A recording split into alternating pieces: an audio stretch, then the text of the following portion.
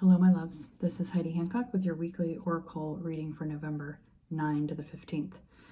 I'm really late in getting this out today because the energies have been so intense. They've kind of been all-consuming and overwhelming. If there were two energies that if I had to, organize as I try to do, and identify the energies for the week and particularly of today. Disorientation and purging. Those are the two that really come to me. I have been nauseated all day since middle of the night last night. And there's just this disorientation, almost like an equilibrium off. And I've just had to sit with it and nurse myself, honestly, through it.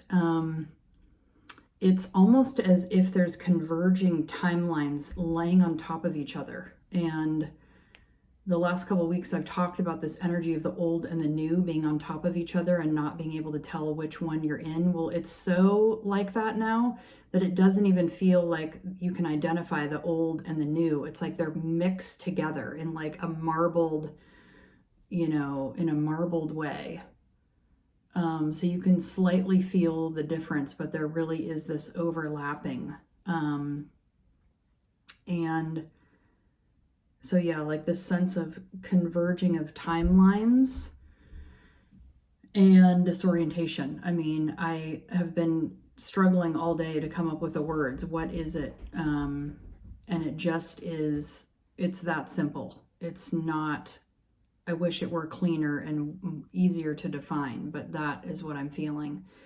The message that I keep getting is that it is really important right now. I think, there's so much playing on the political stage, so to speak.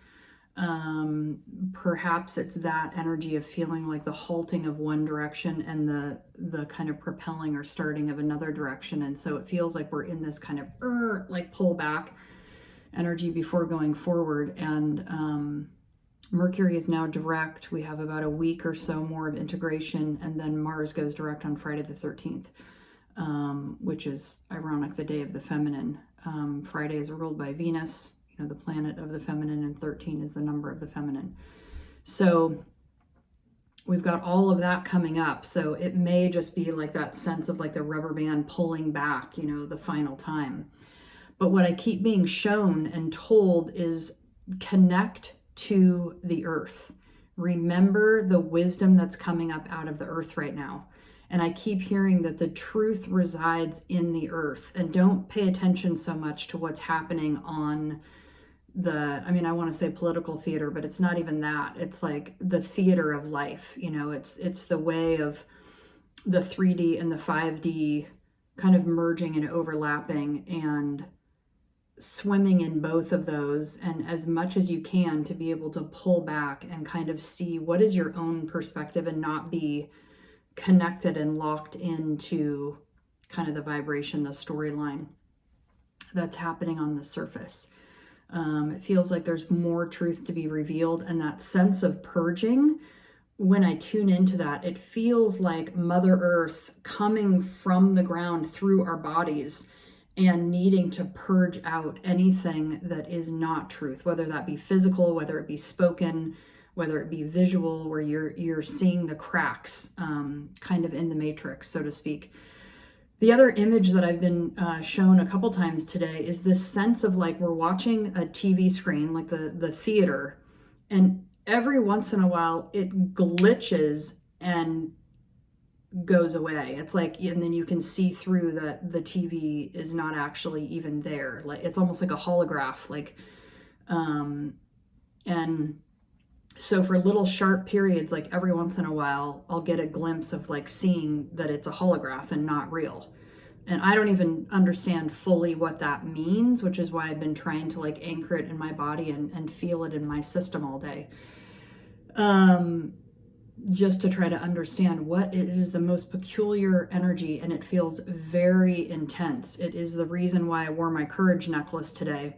I had to look up the definition of courage recently, and it was simply to do something that you're afraid of. And I was like, well, it doesn't really feel like fear so much, but it has that. So remember, Destroyer is the card that we got for November and October.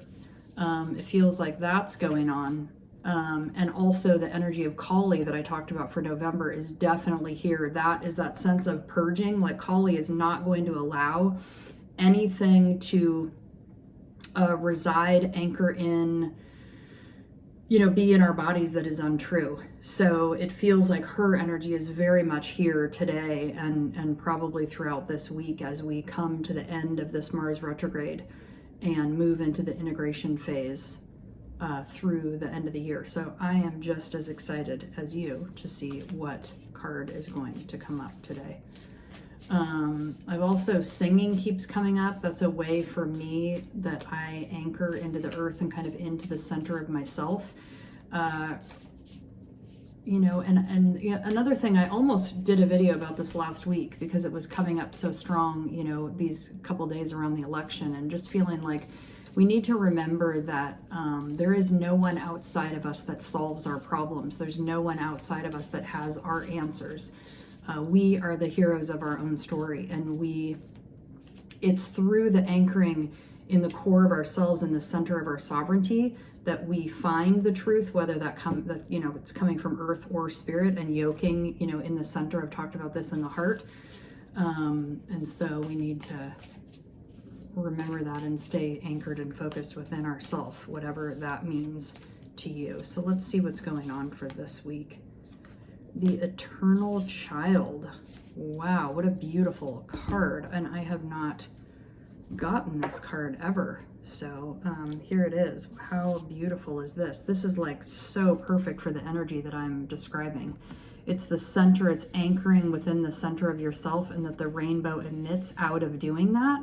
And the delicate way that the child needs to be held by the mother, like Mother Earth is holding us now. And that sense of Kali, like all the stuff that the disillusion, anything that is untrue will naturally fall away when you're anchored here in the center of yourself. So let's see. And it looks like this is only the fourth card in the deck. The mother, the father, the starborn, and then the eternal child. I mean, if this isn't perfect, I'll read the description and see, how much more it relates. But this is the energy that I feel like I've been sitting in all day, this sense of needing to be really tender and gentle and nurturing and nourishing of myself, which is why I could not push myself to rush this message at the beginning of the day. It is the inner child, the child of joy.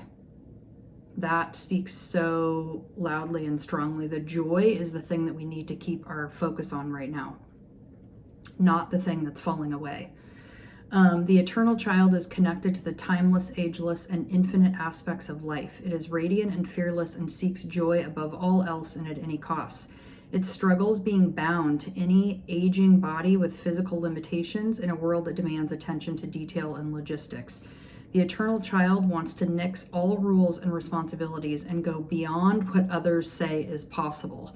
This is so perfect because the other sense of energy that I'm getting is this way that we need to stay attuned to magic. And I think it's why I have been chanting and singing all this last week, like needing to remember that vibration of joy and beauty and magic. It wants to return with plenty of friends to the land of the free, where divine wine and creativity pour from the earth and the sky. You can't make this shit up. That's exactly what I'm talking about. The pulling of the wisdom from the earth and the pulling down of the wisdom from the sky. We all want a sip from the well of eternal youth, and this makes the eternal child naturally popular, perhaps even famous. The eternal child glimmers. It reminds us what is possible, what is magical about this precious life. When light, joyful, playful, accepts all magic, not accepts all magic, but accepts all and magic. When dark, addicted, selfish, adrift, burns out. To go deeper, it says Icarus, Peter Pan, and Rumi's Has Anyone Seen the Boy? This archetype is so spirited that when its appetite for life isn't satiated, it seeks spirits and substance elsewhere. The eternal child struggles with addictions of all varieties. It's like we're trying to feed, that wound at the core of our center. So if we can inhabit that center, then the truth of what we need to fill that void will come, rather than, something that we're reaching from the outside. Celebrity culture is based heavily on this archetype, as if the phrase live hard, die young, or as is the phrase live hard, die young, in the series of artists and musicians who died at 27. So that's really interesting, like paying attention to where you might lean to burnout, like where is the thing that you're going to push yourself too far out of the center, out of your own center. So I really encourage you to use your grounded practices, whatever they are. Physical, whether, yoga, breath work, chanting, meditation. I did a meditation yesterday that was just so profound, it's hard to explain. But it's as if we've been attuned and aware of this wisdom that's coming from spirit, that's coming from, the heavens above. And we have not been focusing equal attention on the wisdom that comes from the earth. And that is the thing that grounds us and anchors us here while we're having this, spiritual experience in a human body.